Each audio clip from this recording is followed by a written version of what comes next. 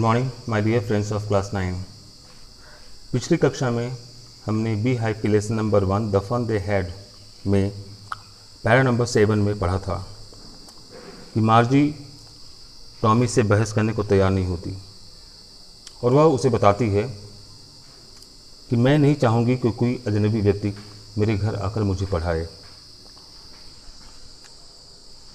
फिर इसके बाद टॉमी मार्जी की बात सुनकर हंसी से चीख उठता है और कहता है कि तुम्हें ज़्यादा नहीं पता मार्जी,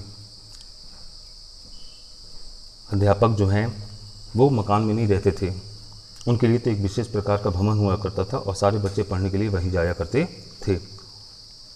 तो मार्जी पूछती है और सारे बच्चे क्या एक ही चीज़ पढ़ा करते थे? तो टॉमी बताता है निश्चित रूप से, यदि वे एक ही उम्र के होते थे तो। अब आगे पैराग्राफ नंबर 8।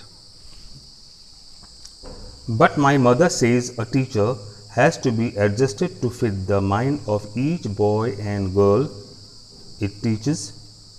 लेकिन मेरी माँ कहती है कि एक अध्यापक को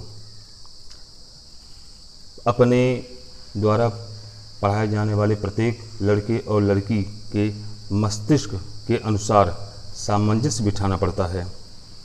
and that each kid has to be taught differently, और यह कि प्रत्येक बच्चे को अलग अलग प्रकार से पढ़ाना होता है।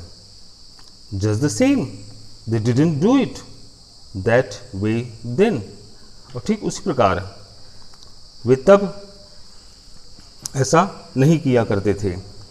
If you don't like it you don't have to read the book, यदि तुम्हें पसंद नहीं है तो तुम्हें पुस्तक नहीं पढ़ना है।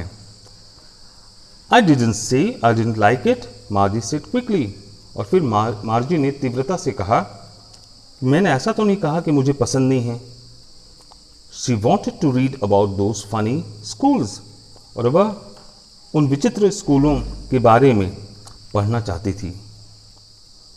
दे weren't even half finished when Margie's mother called, Margie, school, और वे आधी किताब भी ख़त्म नहीं कर पाए थे कि तभी मार्जी की माँ मार्जी को पुकारते हुए कहती है मार्जी, स्कूल।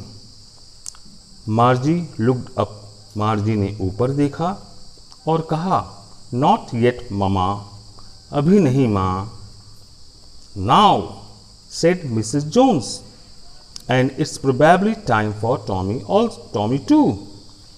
तब मिसेज जोन्स कहती हैं कि अब भी और शायद टॉमी के लिए भी समय हो चुका है स्कूल का।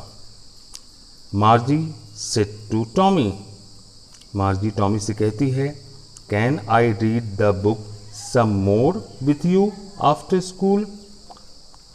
टॉमी, क्या मैं स्कूल के बाद तुम्हारे साथ कुछ और पुस्तकें पढ़ सकती हूँ? ठीक है बच्चों, तो कैसी लगी आपको आज की कहानी? आज यहीं तक करते हैं और आशा करता हूँ कि आपको कहानी अच्छी लगी होगी, क्योंकि कहानी बड़ी ही रोचक है और पहले ही बताया जा चुका है कि यह कहानी आज के 137 साल बाद की कहानी है। ये एक फ्यूचर की कहानी है और ये तब की कहानी है कि जब आज के ज़माने की तरह न तो स्कूल्स होंगे न स्कूल में पढ़ाने वाले टीचर्स होंगे। अगर होंगे तो आपके पास होंगे, आने वाली पीढ़ी के बच्चों के पास होंगे